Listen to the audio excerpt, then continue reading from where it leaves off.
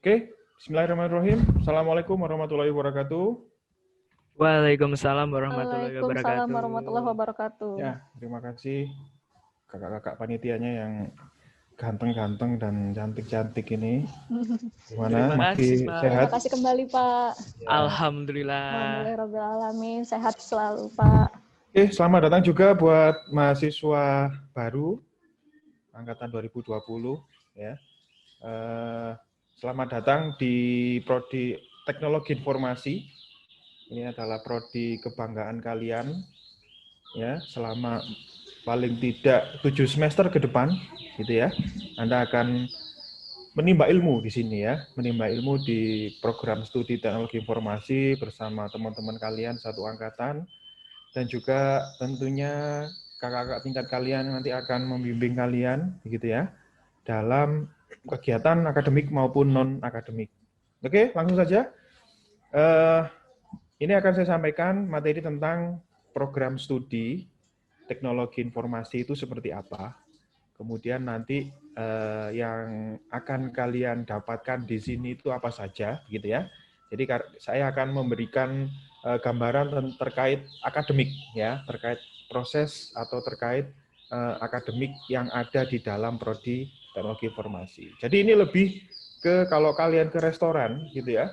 Menunya itu apa, gitu ya. Nah, ini. Jadi kalau kalian ke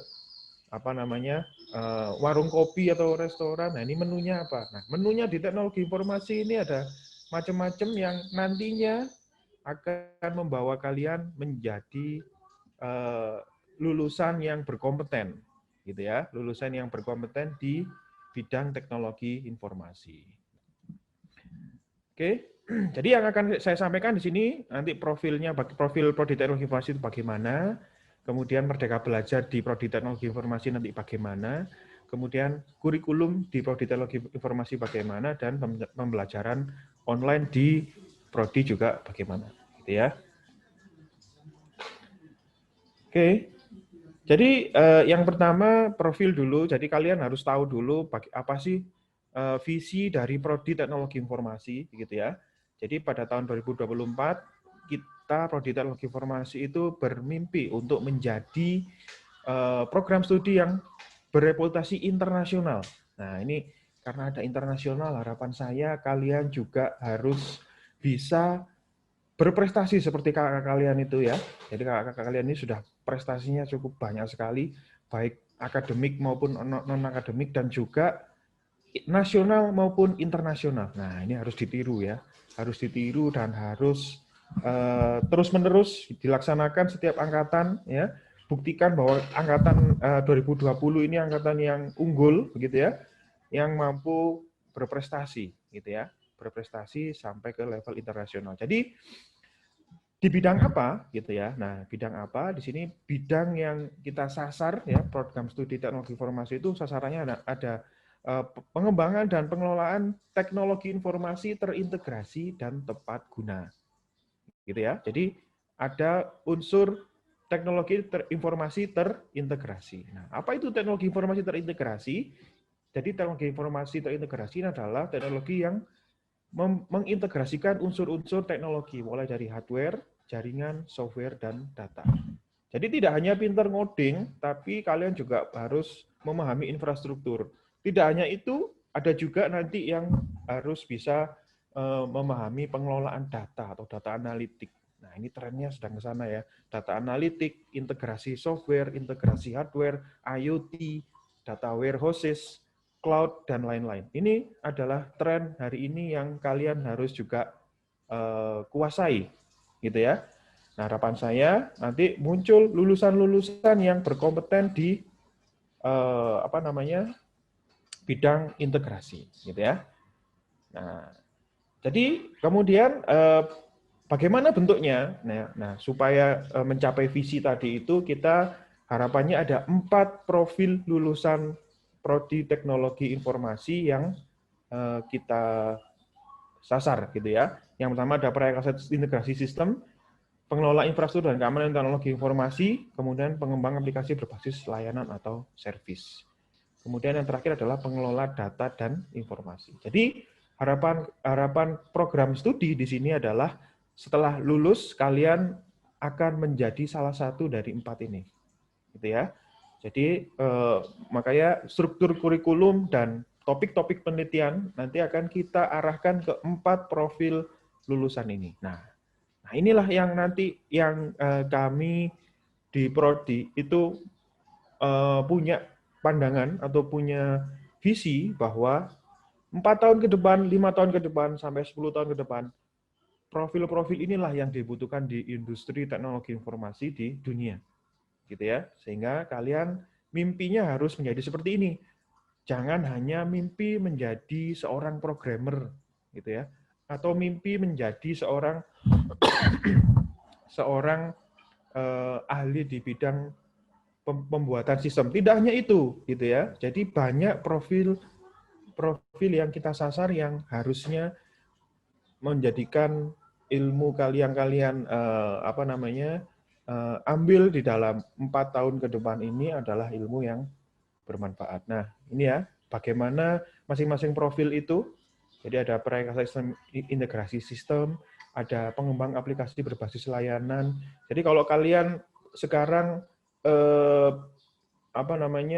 sering dengar bagaimana e-wallet, bagaimana sebuah aplikasi misalkan Traveloka ataukah Gojek bisa bertransaksi dengan seluruh channel pembayaran di dunia, bisa bertransaksi dengan QR code, bisa transaksi dengan e-money dan lain-lain. Nah, itu adalah salah satu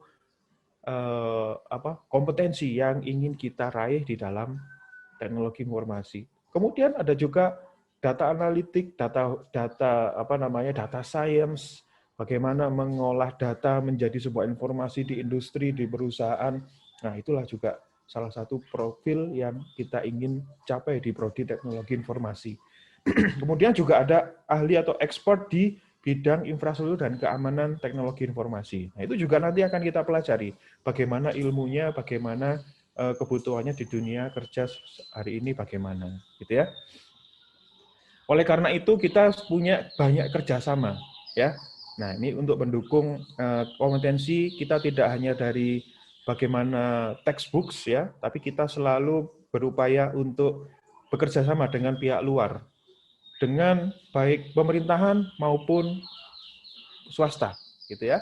Kerjasama di bidang bagaimana kurikulum, bagaimana kerjasama magang nantinya, ini mendukung Merdeka Belajar juga, dan juga kerjasama penelitian-penelitian yang ada di teknologi informasi. Nanti kita juga ada kerjasama dengan universitas di luar negeri yang nanti mungkin bisa jadi kita melakukan pertukaran pelajar, penelitian bersama, atau kalian bisa melanjutkan S2 di sana. Nah, ini banyak sekali kerjasama-kerjasama di Prodi Teknologi Informasi yang nantinya bisa kalian manfaatkan. Jadi jangan hanya kuliah kampus, kuliah kos saja ya. Nah, ini yang jadi trennya mahasiswa. Nah, ini walaupun kondisinya daring, jangan hanya kuliah saja, tapi coba cari kegiatan-kegiatan non akademis lainnya yang mungkin akan membantu kalian dalam menjadi lulusan terbaik, gitu ya. Nah, ini posisi keilmuan teknologi informasi pada kurikulum ACM. ACM itu adalah Association for Computing Machinery, ya. Jadi posisinya IT atau kita ya teknologi informasi itu ada di sebentar marker. Nah, ada di sini ya, ada di sini ya. Nah, ada di sini. Ada di sini. Ini artinya adalah application development. Ini di sini adalah teori. Ini lebih ke teori itu sebelah kiri. Kalau lebih ke applied itu sebelah kanan. Nah, kita itu berada di sebelah kanan. Jadi lebih ke terapan. Kita harus tahu bagaimana implementasi atau penerapan teknologi itu di dalam organisasi. Nah, ini kalau dilihat dari komponennya, itu ada hardware, arsitektur, sistem infrastruktur, software, metode, dan teknologi RPL-nya, gitu ya, rekayasa perangkat lunaknya, application teknologi, kemudian organizational issue and information system. Jadi lebih banyak atau lebih kuat di organisasi. Jadi kita harus tahu bagaimana teknologi itu diterapkan di dalam organisasi. Ya. Jadi lebih ke teknologi itu bagaimana sih di dalam bisnis, dalam organisasi. Kemudian untuk metode dan teknologinya, RPL-nya, nah itu juga perlu dikuatkan. Nah ini ya posisi IT di dalam computing curricula. Nah, roadmap penelitiannya, jadi bagaimana penelitiannya, nanti ada rekayasa integrasi, keamanan informasi, nah ini contoh-contoh penelitiannya yang nanti kalian bisa lakukan, ya, baik bersama dosen, ataupun nanti kalian waktu penelitian skripsi, tugas akhir, dan apapun yang kalian pelajari di waktu perkuliahan, gitu ya. Nanti ada e-gov, ada smart city, kemudian ada integrasi teknologi, ada microservice, teknologi berbasis cloud, kemudian keamanan informasi, project management, kemudian ada evaluasi, enterprise arsitektur, dan lain-lain. Nah, ini peta penelitian teknologi informasi. Ya. Nah, ini contoh-contoh penelitian skripsi yang sudah dilakukan oleh kakak tingkat kalian, yang sudah dilakukan oleh alumni, menggunakan Google Voice to Text untuk membuat sebuah aplikasi. Kemudian oke, sebentar ya. Kemudian penggunaan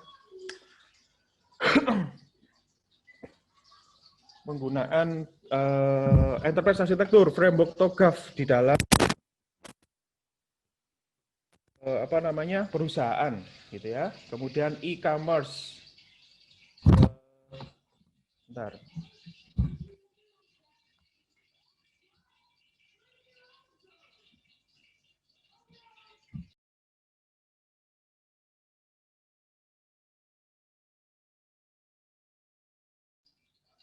Ya, sebentar, tadi sampai mana ya?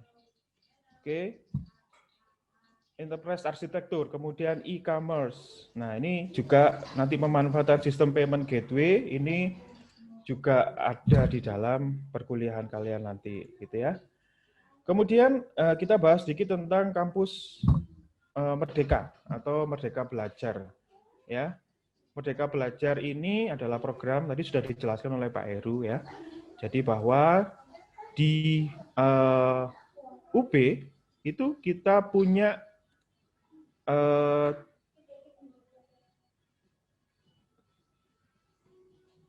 ini ya, ada jalur-jalur pendidikan yang bisa kita tempuh. Jadi ada jalur pendidikan reguler, kemudian ada jalur pendidikan Merdeka Belajar 1 semester, 2 semester, baik itu di dalam maupun di luar Universitas Brawijaya. Jadi nanti kalian semester 5 ke atas, gitu semester 6 ke atas, gitu ya, semester 6. Jadi kalau kita lihat di tangga ini ya, jadi kalian semester 1, semester 2, 3, 4, 5 itu masih harus menempuh mata kuliah wajib, gitu ya. Mata kuliah wajib yang akan diselenggarakan di dalam kampus. Kemudian mulai semester 6, 7, 8 kalian bisa memilih. Kalian bisa memilih mana jalur yang cocok untuk kalian, gitu ya. Jalurnya apa saja? Nah, ini ya.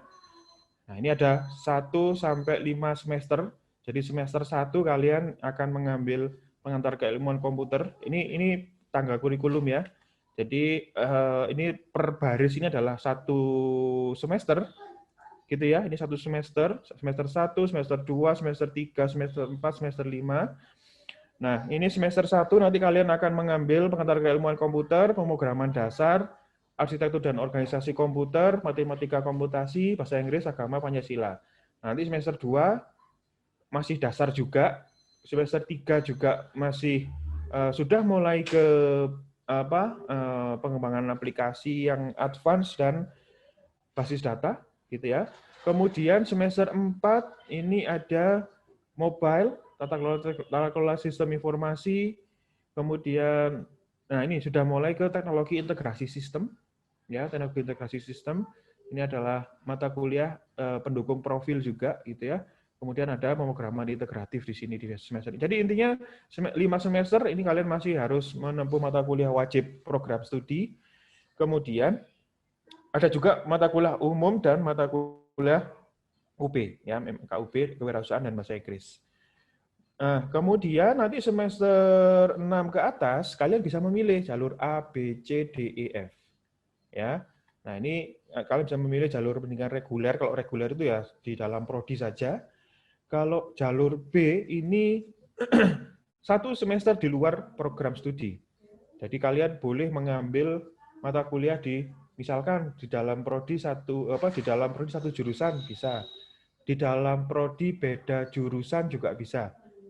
Di dalam fakultas beda jurusan. Misalkan ngambil di prodi teknologi informasi. Teknik informatika. Ya, ini ya, teknik informatika boleh. Atau mengambil mata kuliah di prodi di ekonomi boleh.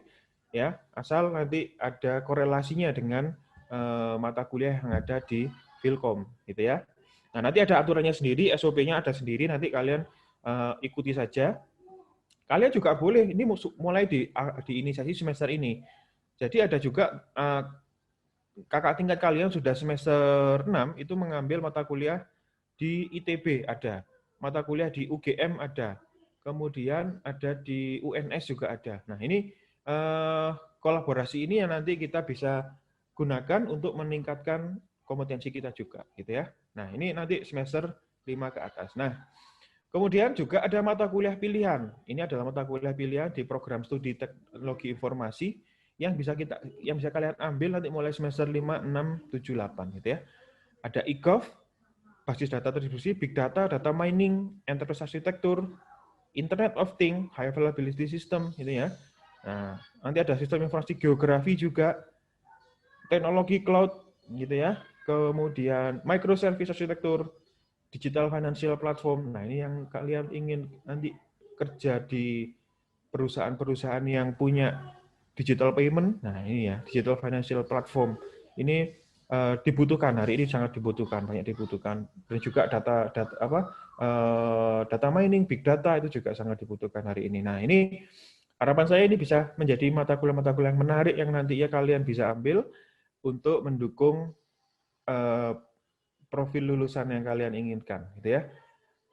Kok kelihatannya sulit, Pak? Jangan dilihat sulitnya dulu, dilihat menariknya dulu, gitu ya. Jadi cara belajarnya adalah kalian harus suka dulu, baru nanti bisa terbiasa. Karena cinta itu datang karena terbiasa, gitu ya. Nah, ini kalian harus punya ketertarikan dulu, baru nanti bisa menguasai ilmunya, gitu ya. Ya, jadi itu ya. Jadi silakan dipelajari dulu nanti. Nah, ini mata kuliah ditawarkan lintas prodi dalam satu jurusan ini ya. Nah, nanti kalian juga bisa mengambil ini prodi sistem informasi itu ada juga mata kuliah yang bisa diambil pilihannya ada UX, ada technopreneur gitu ya, yang mau bikin startup bisa juga diambil di sini ya.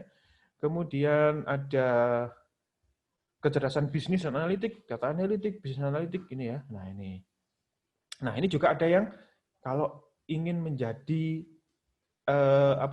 pengajar, pendidik. Nah, ini juga ada di sini di prodi pendidikan teknologi informasi bisa diambil juga, gitu ya.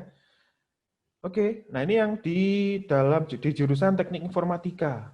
Nah, ini lebih ke kriptografi, kemudian text mining, kemudian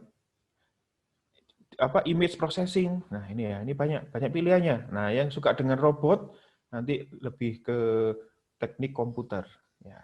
Nah, ini bisa kalian ambil gitu ya. Bisa kalian ambil. Nah, ini untuk mata kuliah yang mendukung integrasi mendukung profil gitu ya. Untuk rekayasa integrasi sistem nanti mata kuliahnya seperti ini yang diambil. Ya, ini pilihannya.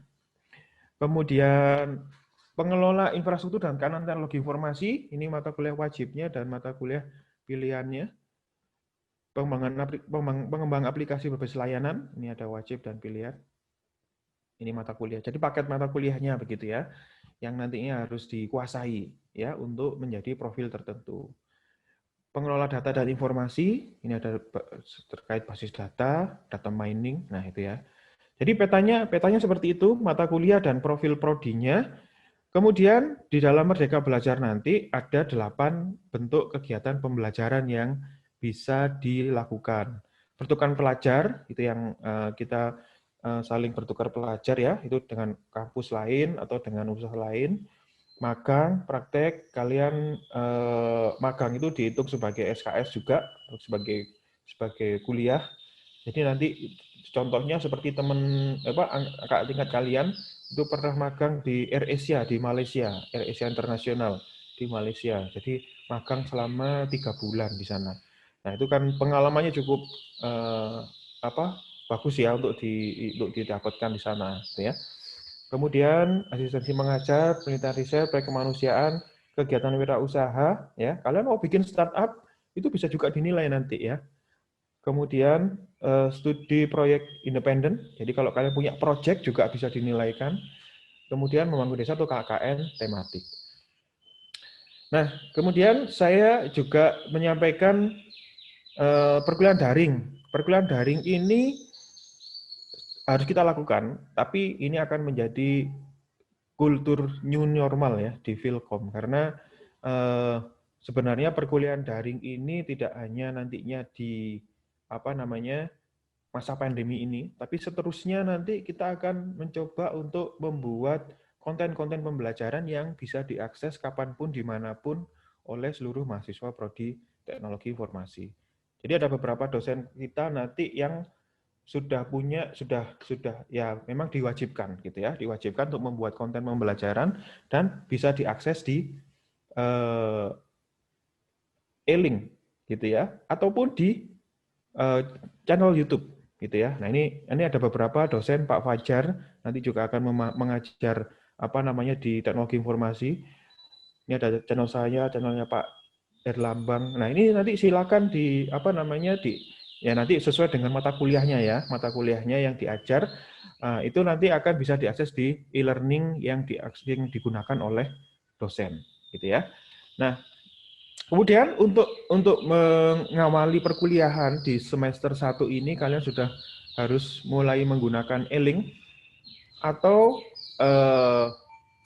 LMS yang digunakan oleh dosen masing-masing gitu ya.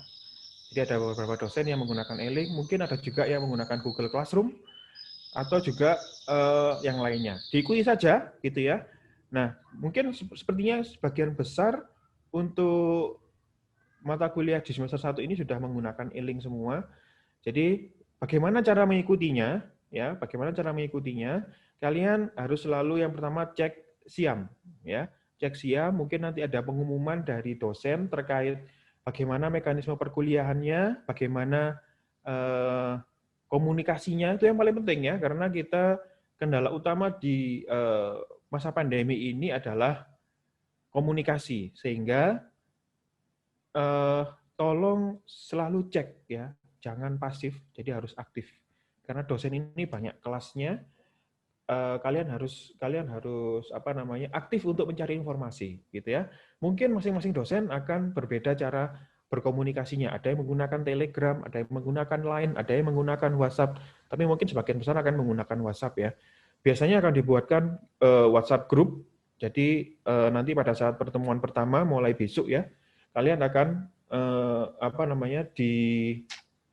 dibuatkan grup WhatsApp biasanya oleh dosen atau yang lainnya gitu ya. Jadi coba selalu bertanya kepada dosennya bagaimana cara berkomunikasi pada mata kuliah tersebut gitu ya. Dan mungkin kalian sudah mulai bisa cek SIAM nanti hari ini ya, cek SIAM-nya. Mungkin ada pengumuman untuk mata kuliah tertentu kalian bagaimana aksesnya, dan juga untuk masuk ke dalam e-learning, e-link UBS-ID, ini kalian buka e-link UBS-ID, kemudian masukkan enrollment key-nya. Enrollment key-nya ini adalah kode yang nanti bisa digunakan untuk mendaftar gitu ya, mendaftar kepada satu kelas tertentu. Ini prosesnya tidak otomatis ya, jadi kalian harus melakukan sendiri. Ya, kalian harus melakukan enrollment secara mandiri. Jadi bukan berarti kalian pada saat sudah terdaftar di SIAM terus masuk ke e-link, bukan, tapi kalian harus mendaftar secara mandiri supaya bisa mengakses materi dan mengikuti aturan-aturan perkuliahan yang dilakukan oleh dosen, gitu ya. Nah, di mana mendapatkan kodenya? Nah, ada di link yang ini. Ya, mungkin juga sudah diinformasikan, tapi saya coba informasikan lagi. Silakan dibuka di e-link UBS ID local page ID 1 ini. Ini nanti seluruh kode enrollment untuk mahasiswa itu ada di sini.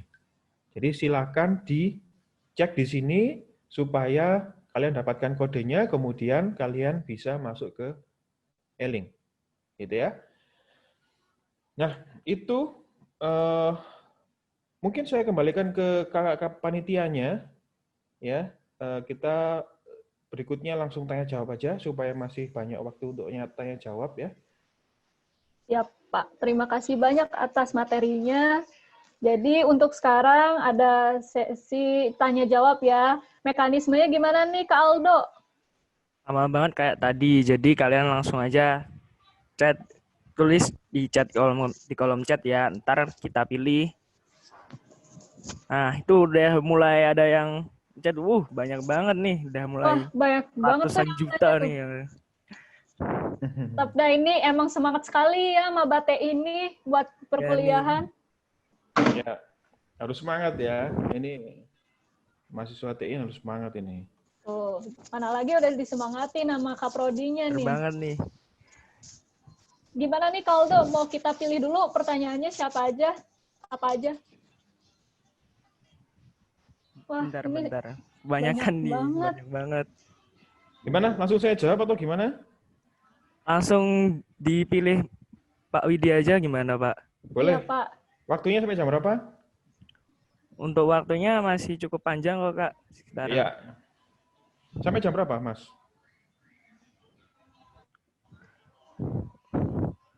Untuk waktunya sekitar jam 9.50, Pak.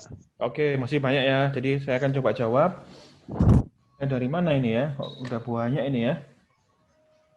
Oke, UI UX Design itu dipelajari di SI. Nanti boleh diambil di mata kuliah lintas. Tapi untuk dasar antarmuka aplikasi itu ada di TI dasarnya ya.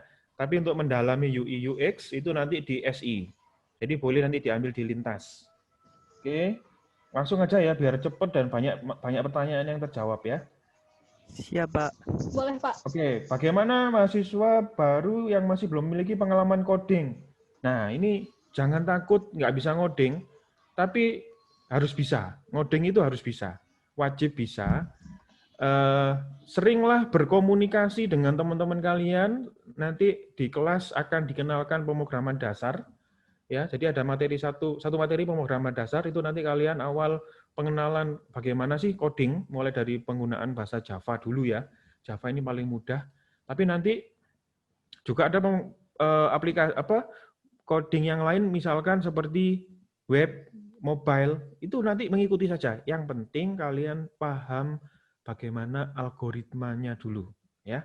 Algoritmanya itu yang paling penting. Kalau coding itu bahasa apapun nanti kalau algoritmanya sudah menguasai, bagaimana itu membuat if, bagaimana membuat for looping, bagaimana membuat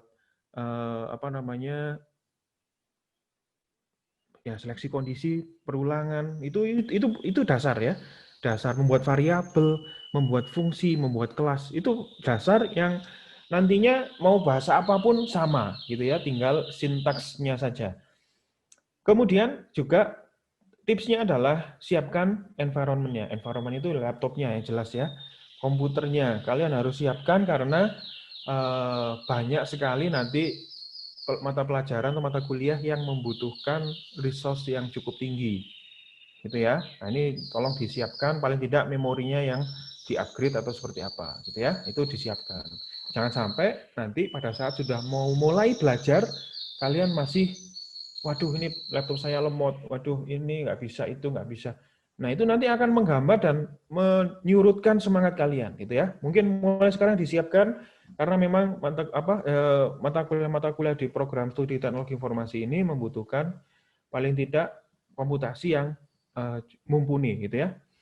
Oke, berikutnya matkul pilihan boleh memilih berapa matkul, boleh lebih dari satu, boleh sekali karena mata kuliah jadi mata kuliah wajib itu 90 SKS ditambah skripsi PKL Jadi tidak sampai 100 gitu ya, tidak sampai 100. Sementara kalian lulus itu 144 SKS. Jadi masih ada sekitar 40 SKS untuk mengambil mata kuliah pilihan. Dan itu nanti boleh dilakukan di dalam prodi ataupun di luar prodi lintas UB boleh. Gitu ya. Apakah Merdeka Belajar boleh memilih lebih dari satu mata kuliah? Boleh. Jadi Merdeka Belajar itu minimal 6 SKS, minimal ya, minimal 6 SKS yang diambil di luar program studi. Boleh dari di satu kampus boleh, 2 kampus boleh. Jadi misal mau ngambil di UB sama di ITB boleh, mau ngambil di ITB sama UGM boleh, selama ada kerjasamanya dan ada yang ditawarkan mata kuliahnya. Apakah program beasiswa pertukaran pelajar ke luar negeri juga termasuk SKS? Termasuk. Kemudian bagaimana cara mengoptimalkan kegiatan pembelajaran secara daring agar lebih mendalami seperti saat tatap muka secara langsung. Oke, jadi daring ini yang kita coba terapkan adalah metode asinkronus ya. Apa itu metode asinkronus? Mungkin kemarin sudah dijelaskan oleh Pak Herman ya, Pak WD 1 ya, bahwa metode pembelajaran asinkronus ini adalah materi-materi yang disampaikan oleh dosen itu sudah tersedia terlebih dahulu atau sudah tersedia secara on demand di kanal-kanal media pembelajaran, baik itu e-link ataupun media yang lainnya. Silakan dipelajari terlebih dahulu sebelum masuk ke tanya jawab diskusi yang dilakukan melalui meeting seperti ini, Zoom meeting. Ya, jadi manfaatkan Zoom meeting ini hanya untuk diskusi tanya jawab secara maksimal, gitu ya. Materi pembelajaran sebenarnya bisa diakses dari mana saja, kapan saja, dan sepertinya seharusnya gitu ya, seharusnya dengan adanya daring ini kalian lebih punya banyak waktu untuk mengeksplor ilmu yang ada di luar sana, gitu ya. Tidak hanya di materi, jadi kalian punya banyak waktu di rumah atau di mana saja untuk lebih memahami materi dari manapun sumbernya, gitu ya. Tinggal menyesuaikan dengan materi yang ada di kelas. Oke. Apakah ini yang bersama dengan Vilkom otomatis menyerap tenaga kerja? Tidak, ya, hanya magang saja, benar. Tidak otomatis menyerap tenaga kerja, tapi hanya magang. Magang pun itu kita kerjasama, ya, kerjasama. Jadi untuk kerja kalian harus mempersiapkan diri kalian sebaik-baiknya. Dan kalau bisa, memang ya, kalau bisa kalian malah menciptakan lapangan pekerjaan entrepreneur, gitu ya, teknopreneur. Itu kalau bisa seperti itu malah ya. Banyak juga tingkat kalian dari Prodi TI yang menciptakan lapangan kerja dengan membuat startup itu banyak juga, ya. Walaupun tidak core-nya ada di IT, tapi mungkin bisnis yang memanfaatkan IT. Nah itu juga boleh, tidak ada masalah, itu ya. Jadi itu silakan berkreasi semaksimal mungkin ya. Silakan meningkatkan atau ini menciptakan kreativitas kalian, gitu ya. Apabila kita magang dan melakukan tindakan mengotorisasi kita, tentunya ada sanksi karena magang itu dinilai ya, dinilai sama seperti kalian kuliah, ada nilainya gitu ya.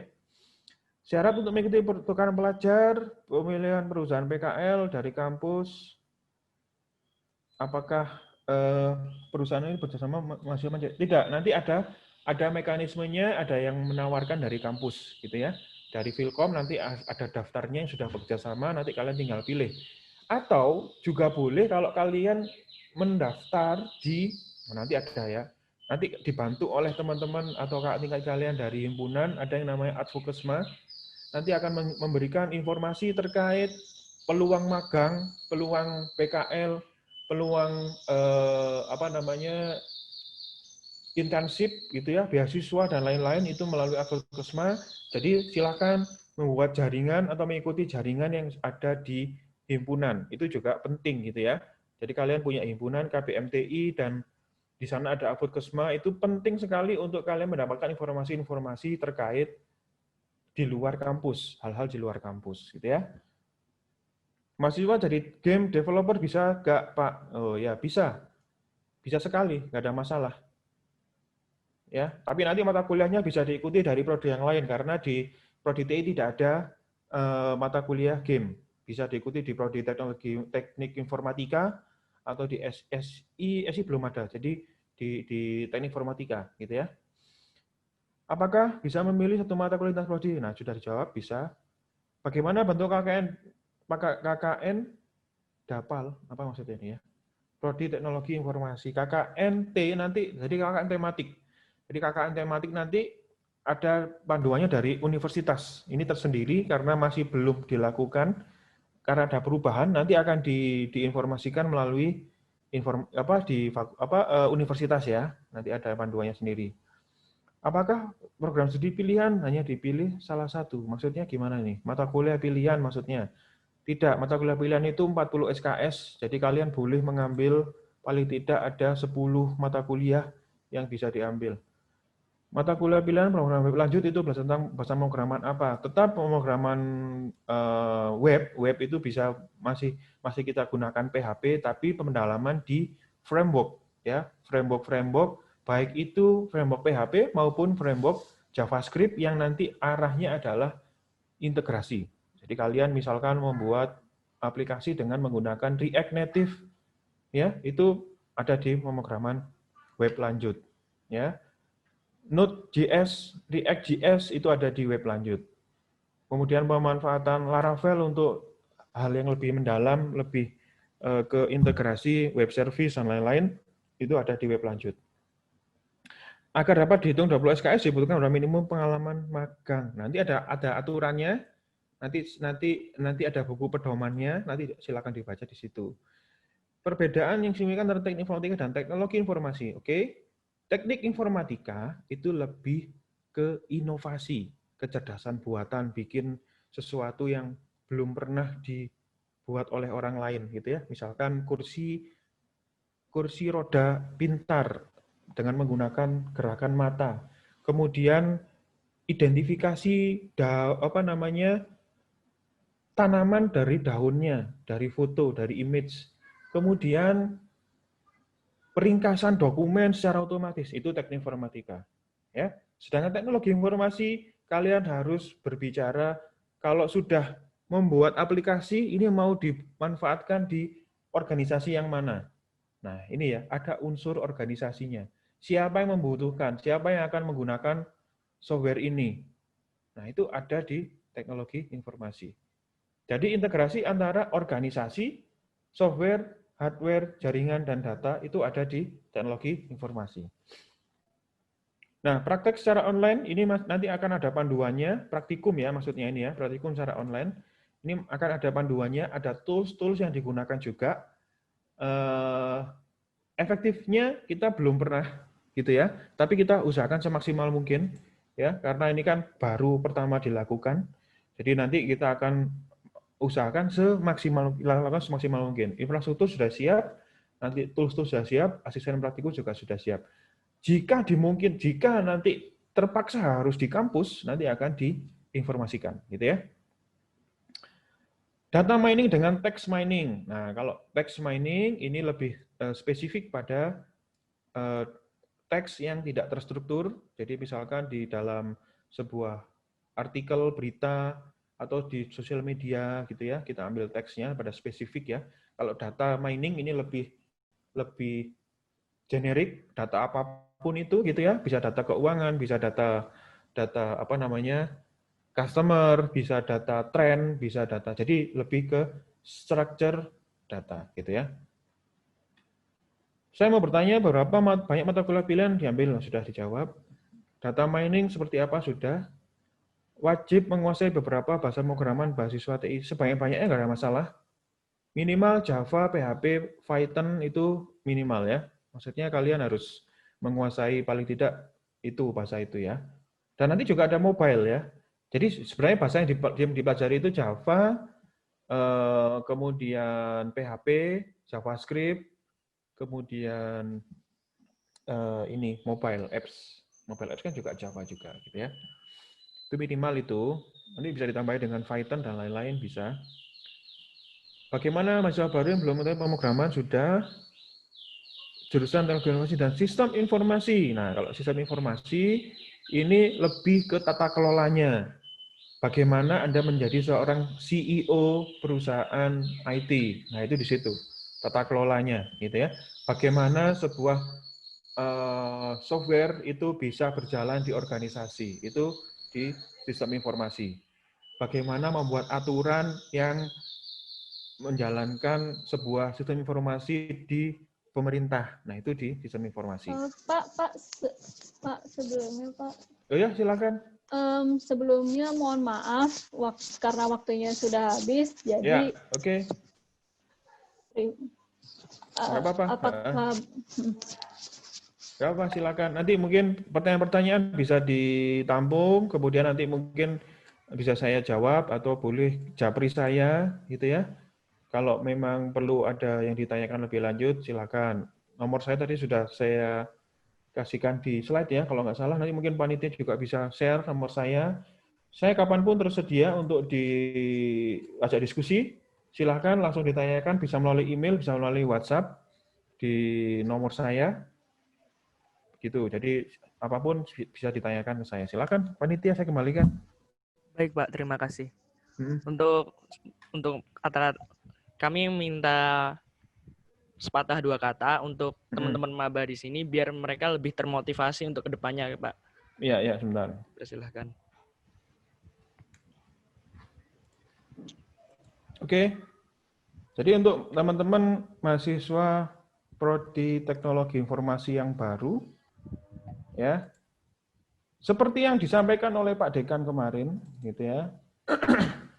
Kondisi apapun di perkuliahan ini, gitu ya, kondisi apapun di perkuliahan ini mau kita daring, mau kita offline atau seperti apa, jadikan itu adalah energi positif, gitu ya, karena kalian ini adalah 125 orang, ya, Prodi ini 125 orang dari sekian juta calon mahasiswa di Indonesia, gitu ya, yang masuk di dalam Prodi Teknologi Informasi. Kalian masuk di Fakultas Ilmu Komputer, di mana Fakultas Ilmu Komputer ini adalah fakultas terbaik, gitu ya, fakultas terfavorit, gitu ya. Nah, ini jadikan ini adalah satu kebanggaan, jadikan ini adalah satu energi positif untuk kalian meraih cita-cita, gitu ya. Jadikan ini menjadi semangat belajar, gitu ya, karena tantangan ke depan ini bukan semakin mudah, tantangan ke depan ini semakin sulit, dan kita harus siap dengan tantangan 2, 3, 4, 5 tahun ke depan. Nah, itu ya. Jadi tetap semangat, belajar di Filkom, belajar di teknologi informasi, ada teman-teman kalian, ada kakak tingkat kalian, ada dosen-dosen kalian, ada orang tua kalian yang selalu siap support, gitu ya. Jadi jangan khawatir, tidak bisa ini, tidak bisa itu, tapi tadi saya bilang, cinta itu datang karena terbiasa. Jadi cintailah dulu Prodi Teknologi Informasi dan nanti akan kalian terbiasa belajar berprestasi di teknologi informasi. Mungkin itu yang saya sampaikan. Terima kasih. Assalamualaikum warahmatullahi wabarakatuh. Waalaikumsalam warahmatullahi wabarakatuh.